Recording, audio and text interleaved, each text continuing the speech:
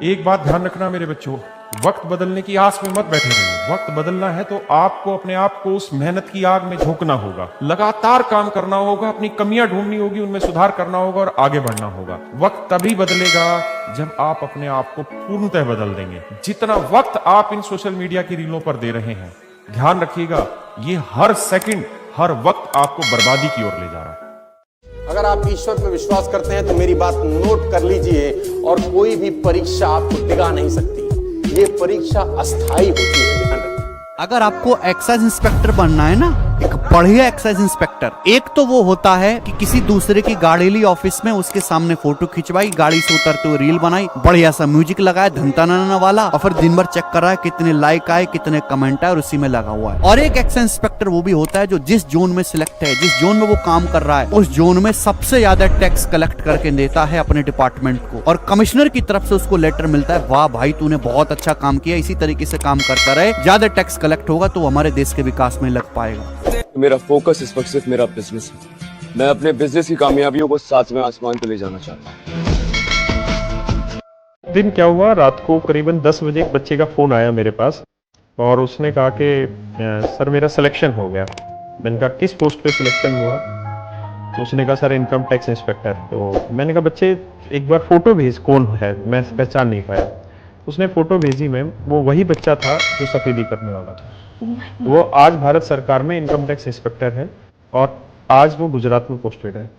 आप क्या विश्वास कर सकते हैं कि इतना स्ट्रगल करने वाला बच्चा आज इस पिताजी पढ़े थे लेकिन बेटा कुछ नहीं कर सका। लेकिन ऐसा एग्जाम्पल आपको ना मिलेगा कि जिसकी माँ पढ़ी हो और बेटा अनपढ़। हमेशा याद रखना, हर रास्ता वक्त मांगता है, हर सपना संघर्ष मांगता है।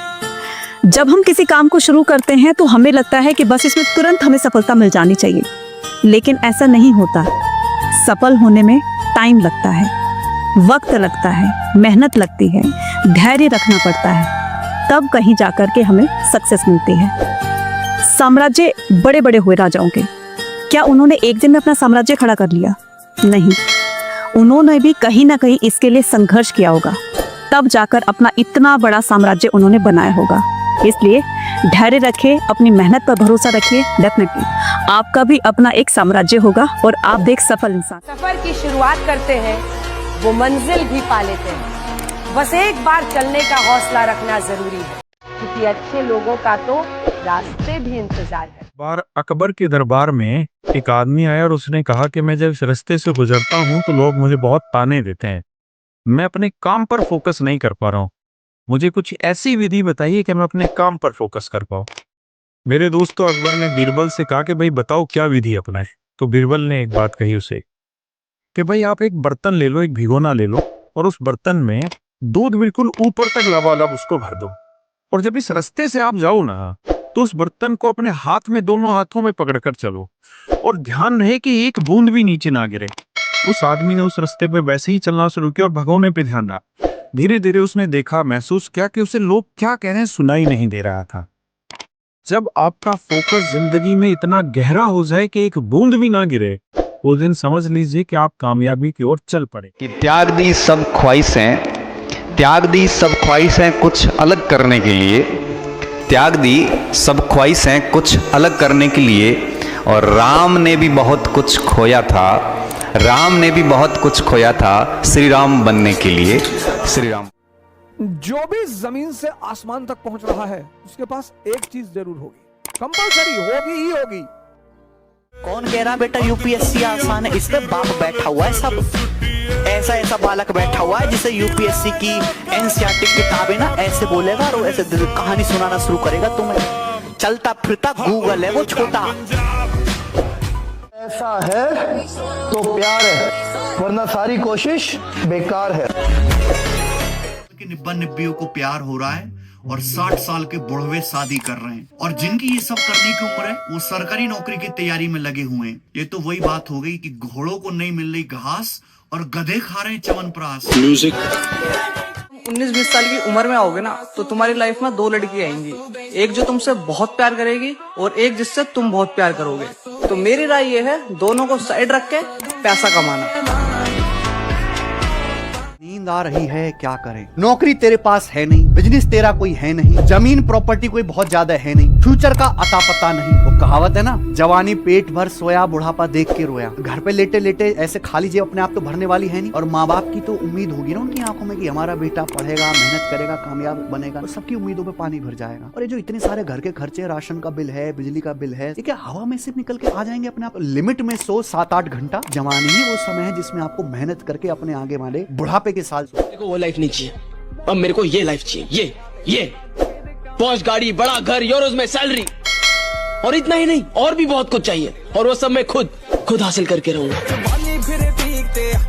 मैं यहाँ पर खड़ा होकर आपसे कह रहा हूँ कि मैंने ऐसे ऐसे बच्चे देखे हैं कि जिस इंस्टीट्यूट में हम पढ़ाते थे वहाँ वो बच्चे पीएन का काम करते थे, चपड़ासी का काम करते थे, बच्चे निकले पोंछा लगाते थे, टीचर को पानी देना, बोर्ड साफ करना, ये, और वो लड़के इनकम टैक्स इंस्पेक्टर बने। ऐसे ऐसे बच्चे देखे। कामयाबी मिलने के बाद इस सृष्टि में एक रोता हुआ पुरुष सबसे अधिक खूबसूरत लगता है मेरे भाई। सोचो, एक दिन तुम कोने में बैठकर शांति से खुद को बधाई दोगे और मुस्कुराते हुए कहोगे, बहुत मुश्किल था यार, पर मैंने कर दिखाया। मुझे आज भी याद है कि जब मैं स्कूलों में पढ़ते थे हम लोग, तो हमारे यार दोस्तों के जन्मदिन मनाए जाते थे, तो वो हमें बुलाते थे, लेकिन हम जा नहीं पाते थे क्योंकि हमें पता था कि जाएंगे तो कुछ दे के भी आना पड़ेगा। तब मैं ये सोचता था कि जब मैं बहुत पैसे वाला बन जाऊंगा और मेरे पास पैसा बहुत होगा, तो एक दिन ऐसा कुछ होगा कि मैं ये केक बहुत सारा खरीदूंगा और बहुत सारा खाऊंगा मन करके।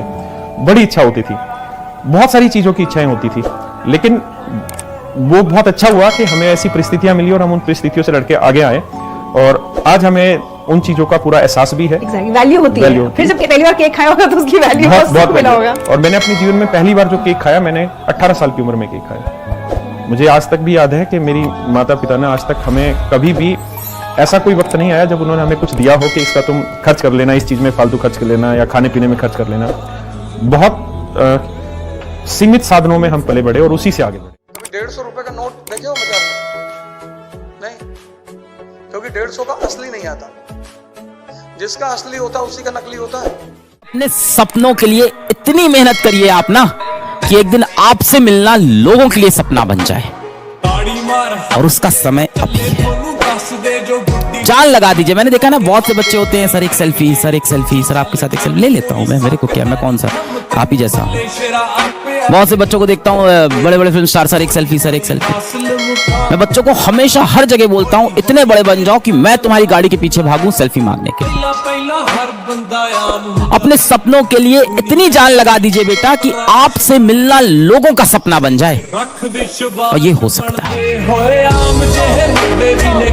परों को खोल, जमाना उड़ान देखता है। परों को खोल, जमाना उड़ान देखता है। जमीन पे बैठ के क्या आसमान देखता है।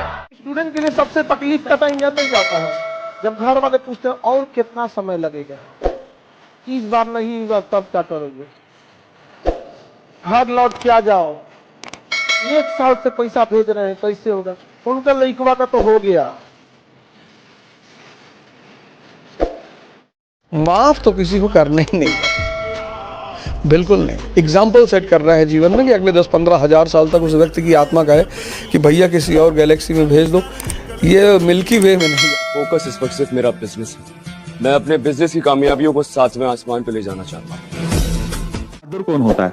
मंजिल की तरफ चले, डर लगा, महसूस किया, लड़ाई लड़ी और उस डर से आगे निकला।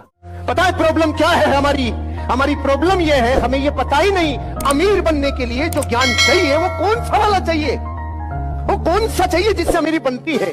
तो क्या हम जो वर्षों से ले रहे हैं उससे अमीरी हो सकती है? इम्पॉसिबल। मेहनत करो, आप जो आपका काम है वो करो, सिंसियरली करो, उसके बाद जो रिजल्ट आएगा वो आएगा, उसमें कोई गम नहीं है।